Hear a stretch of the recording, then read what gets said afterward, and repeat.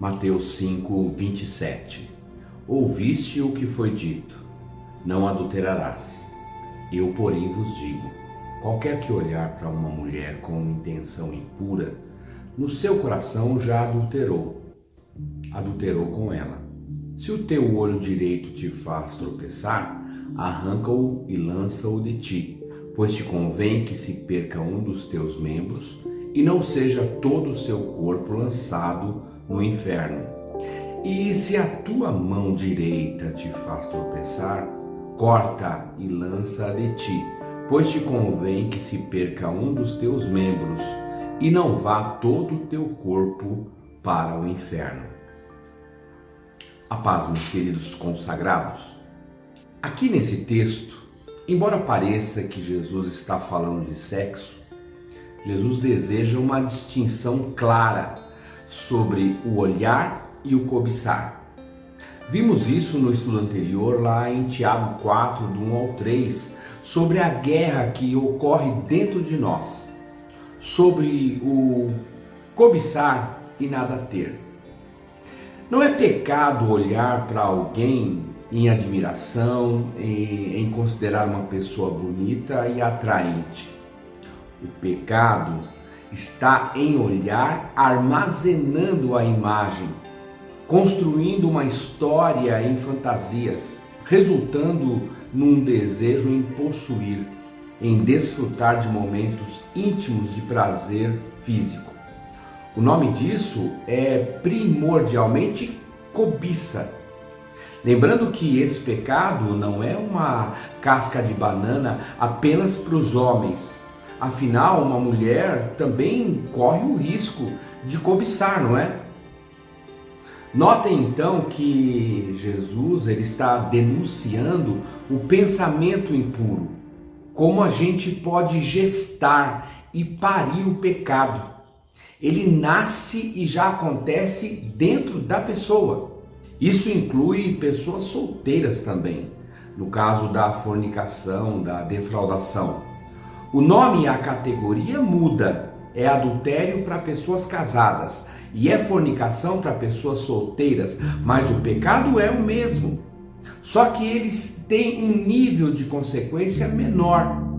As transgressões, elas se equivalem como o pecado de cobiça indevida, de defraudação da vida. Agora, por que é que Jesus usa termos compostos como olhar direito, mão direita? No caso da mão, é a mão nobre, de principal ação e necessidade. E nos dias de Jesus, o lado direito está ligado às coisas honrosas. Por exemplo, não havia papel higiênico naqueles dias. Se usava a mão direita para as coisas honrosas, como pegar alimento para comer, e a esquerda para as coisas de menor honra, como, por exemplo, a de se limpar naquelas horas escatológicas, né? As pessoas que eram pegas roubando, por exemplo, tinham a mão direita amputada. Por quê? Porque ele teria que comer, teria que se alimentar e se limpar com a mão esquerda. E ele se tornaria impuro para sempre. Até o século III, muita gente se mutilava, tentando purgar os seus pecados, tentando merecer o céu. E saíam mesmo furando o olho, cortando a mão, mas lá no concílio do Credo de Nicéia, no ano 325, essa prática foi proibida. Jesus aqui não está pedindo para amputar nada no corpo. Isso é figurativo, não é? O que Jesus diz em Marcos 7, 20 e 23, diz que o que sai do homem que contamina, isto é que contamina o homem, porque do interior do coração dos homens saem os maus pensamentos, os adultérios, as prostituições, os homicídios, os furtos, a avareza, a maldade, o engano, a dissolução, a inveja, a blasfêmia, a soberba, a loucura. Todos os males procedem de dentro e contaminam o homem. Nós já vimos anteriormente em outros estudos que o nosso problema não é de performance, mas o nosso problema é de competência, da essência. Quando ele diz: se o teu olho te faz pecar, arranca ele. É que o teu olho está dando vazão para o teu coração pecaminoso. Quando o olho está sendo porta aberta para um coração encharcado de pecados, isto é essencial. Isto não é performance de comportamento. Na época bíblica, o coração não era o centro das emoções, como muitos creem hoje. Lá no coração estava o centro e a fonte dos pensamentos. Isso era equivalente ao ventre, o centro pessoal de um ser. E é por isso que se tirou da costela de Adão uma companheira, não de outra parte dele, para evidenciar que ela saiu do centro motriz do seu próprio ser. O que Jesus está dizendo é que nós estamos corrompidos na alma, no que há de mais essencial no ser humano. E a retórica de Jesus é melhor você se privar de alguns prazeres a se perder por causa deles. Esse arrancar o olho é se privar, é deixar de. Isso significa que se você não consegue ir em algum lugar e ficar sem pecar, não vá nesse lugar. Se você não consegue fazer algumas coisas sem pecar, não faça essas coisas. Esse é o conselho, por exemplo, para o jovem Timóteo que Paulo faz, dizendo: foge, Timóteo, foge das paixões da juventude, foge, meu filho, não dá mole não, você não aguenta, você não dá conta, foge. Olha, queridos, esse princípio é para todas as áreas da vida. Mas por que Jesus escolhe esse tema sexual? Por quê? Porque ficou parecendo nos tempos como um pecado capital, como um pecado mais grave. Jesus usa essa questão sexual simplesmente porque ela é, sem dúvida, a área mais inflamada do ser humano. Ou qual o desejo que vocês se lembram que desperta mais obstinação, mais ímpeto sem controle, que causa mais problemas na humanidade? Quem viu a história de Troia e leu o livro sabe a guerra que pode acontecer por causa de uma Helena, não é?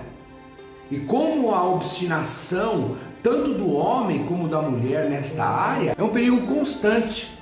Isso pode levar a derrubar reinos e levantar governos.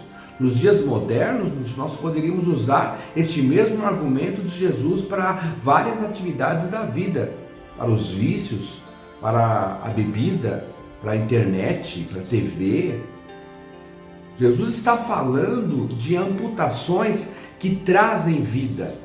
Isso tem a ver com tudo que fazemos na vida. Ninguém pode dizer: eu vou lá porque eu dou conta, eu posso porque eu sei como me controlar. Não sabe não, meu filho. Esse era o pensamento de Sansão. Quando ele percebeu, já estava completamente perdido, dominado, sem poder algum de reação. É o que a Bíblia chama de pessoas escravas do pecado. Não começou com uma servidão total, mas com concessões feitas um pouquinho de cada vez. Então, manos, o que Jesus está comunicando aqui? Ele diz: cuide da sua santidade como a coisa mais preciosa que você tem.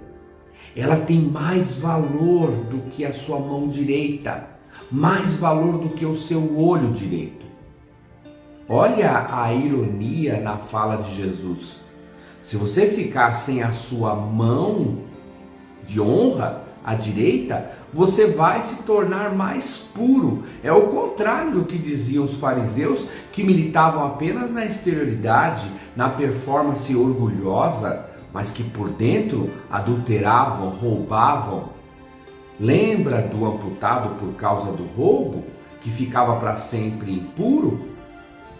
A pergunta pessoal é: o que vale a pena tirar da nossa vida para nos levar à santidade? Esse julgamento e decisão, ele é pessoal. Não pode ser imposto de forma coletiva. Por quê? Porque cada pessoa tem uma área específica de maior perigo. A lei que serve para uma pessoa não faz o menor sentido para outra. Por quê? Hebreus 12, 1 e 2 diz assim: portanto, também nós, visto que temos a rodear-nos tão grande nuvem de testemunhas, desembaraçando-nos do quê? De todo pecado que tenazmente nos assedia. Corramos com perseverança a carreira que nos está proposta, olhando firmemente para o autor e consumador da fé, Jesus, o qual, em troca da alegria que lhe estava proposta, suportou a cruz, não fazendo caso da ignomínia, e está assentado à destra do trono de Deus.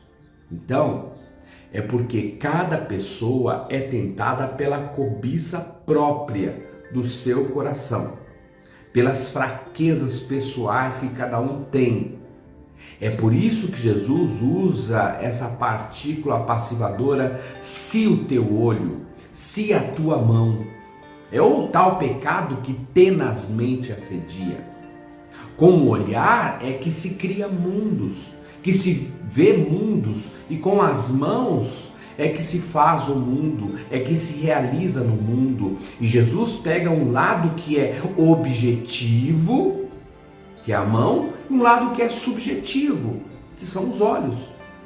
Os religiosos, legalistas, eles querem tirar os olhos de todo mundo, querem cortar as mãos de todo mundo, e vai taxando todo mundo como uma régua baixa, ditando leis coletivas. O que vale a pena tirar da nossa vida para nos levar à santidade? O quê? Deus os abençoe.